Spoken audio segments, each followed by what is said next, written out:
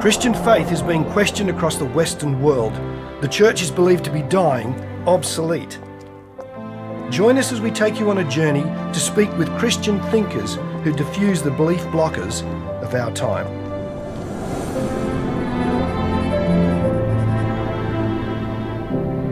We're here at the McCormick Place Convention Centre in Chicago for the annual gathering of the Society of Biblical Literature. They have 8,500 members across the world, and once a year they get together to look at the Bible. What this convention demonstrates is how seriously Christians take the Bible. And yet many people across the world actually find the Bible really hard to deal with for two reasons. Firstly, there's the supernatural and miraculous content of the Bible. They find that hard to believe. Secondly, there's the values and morals that the Bible teaches. They believe it's for a past era. They believe that we should ignore it and not take count of it in our lives. And yet for Christians, they've staked their life on what the Bible says. In this episode, we want to look at the Bible. Can we trust it? Can we believe it? Should we stake our lives on it?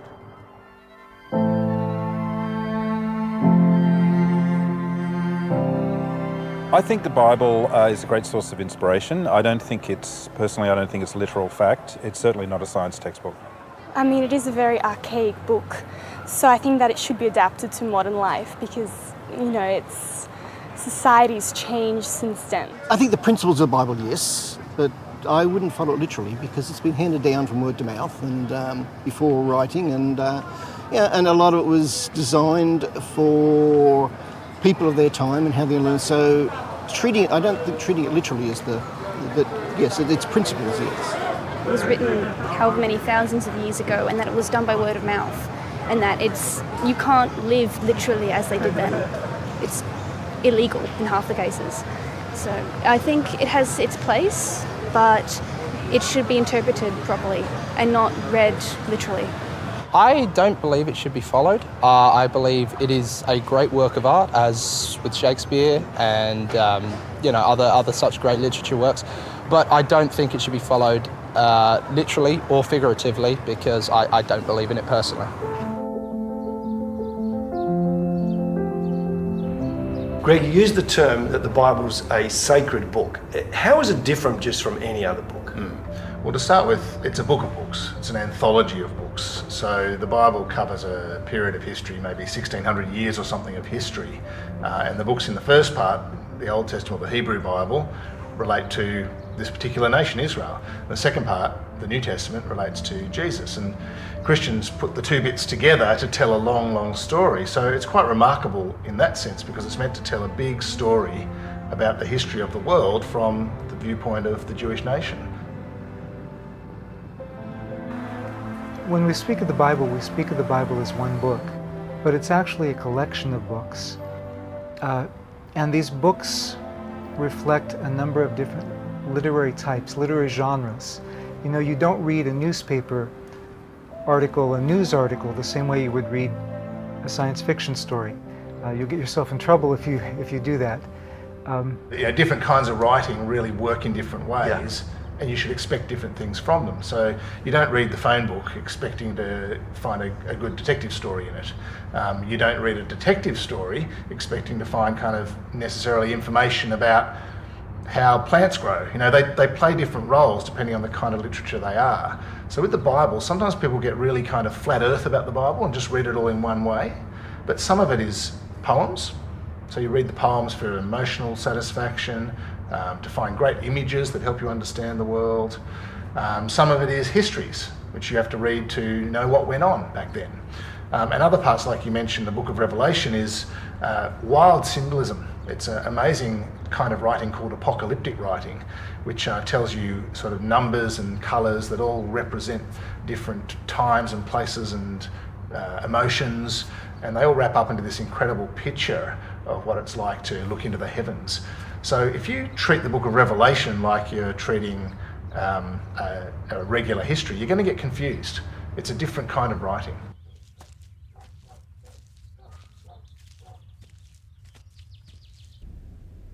Do you think we should see the Bible as a religious document or a historical document? I don't want to answer that because I think it should be seen as both. And I think even that word religious puts some people off. I mean, for my parents, for my grandparents, the word religion was such a negative, loaded word. We could equally use the word idea about religion, couldn't we? We could say, well, worldview. And how could you disconnect that from a historical book? Every historical book contains ideas. So I think it's both a book about ideas and ideas that are about God, therefore religious, but also it's a book of history. This is written within culture and multiple cultures. It's a book that's been preserved amazingly through a process of transmission that we can track and scrutinise today. So it's a book of history that stands up amongst other books of history, but of course it's about God and the big ideas of life too. Well, the Bible is first and foremost, it is an encounter with that relational God. And it is a witness to that encounter with that relational God. So it's really two things. It's God's self-disclosure, and I think that's actually primary. Sometimes people emphasize it's God's self-communication to us, that it's somehow God revealing his will to us. But I think more importantly, it's revealing who God is to us. It's a sacred history, and it absolutely has historical elements to it. But it's more than that. It is a book that transcends even the facts that are in the text. As a scientist, how do you read the Bible? So I think I read the Bible the way hopefully everybody does, who takes it really seriously. So I believe that the Bible is God's revelation to us. And in fact, let me just take a little detour again. So let me start my argument. I say I start from the assumption there is a God, or I start from the assumption there is no God. Let's say there is a God. It wouldn't be surprising at all if that God would want to communicate to us. And how would such a God communicate to us? Well, one not so surprising way would be through some kind of written text. Written text has the advantage that it can be sustained over many generations, it can be spread around the world. So it's not at all surprising, if you think there may be a God, you should really look around for something that may be God's revelation.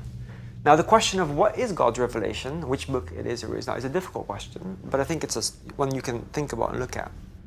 So, I'm not at all surprised that there is something like the Bible, and so I really treat it as God's revelation to us. I think it makes perfectly coherent sense that there would be something like that. Now, I've also experienced in my own life, I think empirically, the fact that the Bible is true and trustworthy. And so that's how I read the Bible. And I take it as a very serious book. Why is there a way you can look at the New Testament and go, you're confident with what you're reading there? Well, a lot of my scholarly work is as a historian. I work in the history of the first century and the history surrounding the New Testament. And when you look at the Gospels, the nature of the Gospels is the nature of ancient biography. It's an account about a person and a recent person. You don't have novels written about a recent historical figure.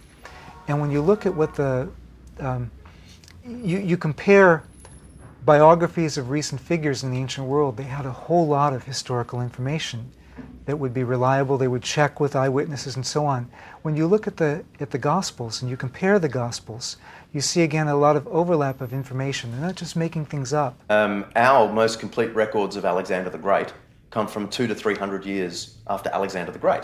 But no one doubts this man lived and did, broadly speaking, the things the sources said. Because those sources, 200 or 300 years later, are based on earlier sources. And so identifying sources is a key part. Even with, say, Emperor Tiberius, who ruled when Jesus lived, okay, so about the same time period. Our best record of his life comes from 80 years later. It's Tacitus, the greatest of ancient Rome's historians. An 80-year time gap between the death of Tiberius and our best source for his life. 80 years. Now, when you compare that with the New Testament looks beautiful. And any Roman historian will tell you this, that they're written incredibly close to the time period. So we have Paul's letters, which date to within 20 years of Jesus. We have the Gospels that are being written in the 30 to 60 year period after Jesus. So even our latest New Testament document, which many say is John's Gospel, written in the mid-90s, that would be 65 years after Jesus. Even our latest New Testament text is still closer in time to Jesus than our best source for the man who ruled the world at the same time. So I can understand in our context where if it happened today in New York, we're reading about it already. Well, you know, I mean, sometimes via Twitter, it's exactly at the same time.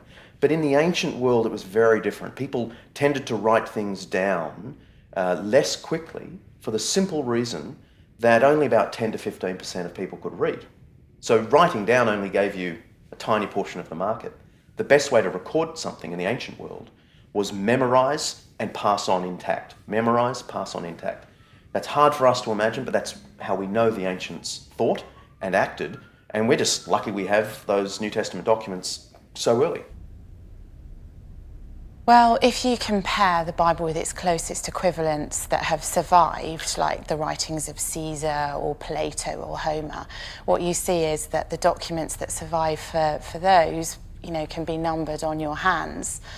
The documents that survive for the New Testament number into the thousands, and they're still being discovered today. So, you know, some people say around 5,000 documents in multiple different languages, Greek, Latin, Syriac, all the known languages of the ancient world. Very quickly, as the New Testament was known, it was copied and reproduced. And that's a tremendous protection against fraud and forgery, because you don't just have 2 or 3 manuscripts which could easily have been tampered with. You've got thousands, and they're being discovered still today. Those that kind of say, oh, well, you know, you shouldn't worry about believing the Bible because it's kind of contradictory, or it contradicts itself in looking at the gospel stories. Is there disagreement between the gospel stories? How well do they line up?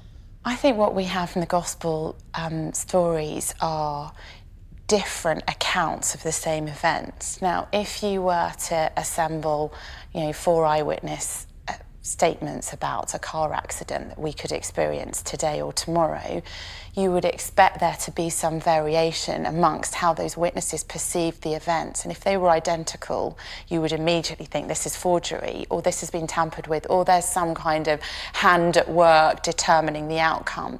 So where we see differentiation between the gospel writers, you know, as I've looked at those things, I think they can be reconciled chronologically. So they're not contradictory accounts, but they lay alongside one another and give 4 different perceptions, 4 different genuine historical accounts of what happened. Within the Bible, especially the New Testament, there are small contradictions, or there are places where it disagrees. How, as a historian, do you deal with those? Historians don't worry about them at all. I mean, if I've got my secular historian cap on, the fact that one gospel says that the women turned up to the tomb while it was still dark, and another one says that it was at daybreak, you've got a contradiction, sort of, but a historian goes, that just means basically morning, okay? Now that may puzzle either a hardcore atheist who's looking for a reason not to trust the New Testament. It might cause a strict fundamentalist Christian to be a bit worried, but if you're asking me as an historian, there aren't those kinds of contradictions that would cause me to think that the whole narrative is made up. There are just too many lines of evidence telling us that this narrative is a real historical narrative. And then when you examine the miraculous accounts in the Bible, what you discover is that it isn't like other religious texts where you kind of enter this dream world. You know, when you've had a weird dream and strange things happen, people fly around, and you accept it because you're in a dream world, and it's, you know, that's just how things are. In the Bible, when miraculous things happen, people are terrified, they're amazed, they don't believe it at first, and, you know, they seek evidence and reason to believe those miracles, even those who first experienced them. Joseph is a classic. You know, Mary comes to him, she's pregnant, he knows he hasn't slept with her, so he assumes she must have slept with somebody else. I'm going to split up with her. It's only when he has a dream himself, an angel appears to him, that he believes this is a miracle. It's not like Joseph, you know, we're in the Bible now, this is dream world, of course it's a virgin birth. Similarly, when Jesus walks on the water, the disciples who see that are terrified. They don't think, oh, we're in the Bible, how normal, someone's walking on water. You know, they're really frightened. And I think that is good evidence that what is being recorded happened, the fact that we have genuine human reactions to miraculous interventions. think about whether or not the Bible is trustworthy or not, I look, one, for the veracity that I see, and the way in which people are presented, even the greatest of the leaders are presented, speaks to me of the veracity of the text. But the other thing is that unlike, for example, a religion like Hinduism, which is ahistorical, where the events never happened in history, Christianity is absolutely grounded in the historical because it's about God's interaction with his people, with his creation. So that history matters, and so we go back to something like the resurrection and the incarnation, and did these events really happen? Is there evidence that these events happened? And so we actually can go back in history and say, is it reasonable to make the assertion that these events really happened? And I think we can do that.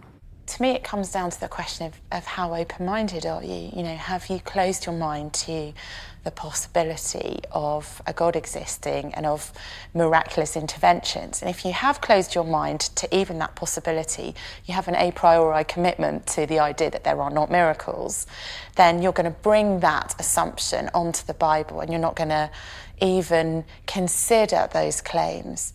So my question to a skeptical friend is, you know, on what basis have you closed your mind? What evidence is there for that materialist worldview? Are you willing to at least be open? Well, trusting the Bible changes your life, transforms your life. If you start to believe the teachings of the Bible, things like that God loves you, that Jesus Christ came into the world to die for your sins so that you could have peace with God, that the world's got a structure and a plan and it's going somewhere. These are things that lighten your heart. They change your direction in life. They give you focus. They give you hope. The Bible is a life-changing book, and one of the problems with reading the Bible is you can get really cold about it. You get analytical. You can just read it out of habit or looking at it for academic reasons, but you won't do it for long because it keeps hitting you. The story of Jesus keeps hitting you, and the hope that you find there keeps hitting you. The true message that you are loved by God, little you, little me, loved by God so much that you reach into this world and grab hold of you. That's the kind of book you just keep coming back to.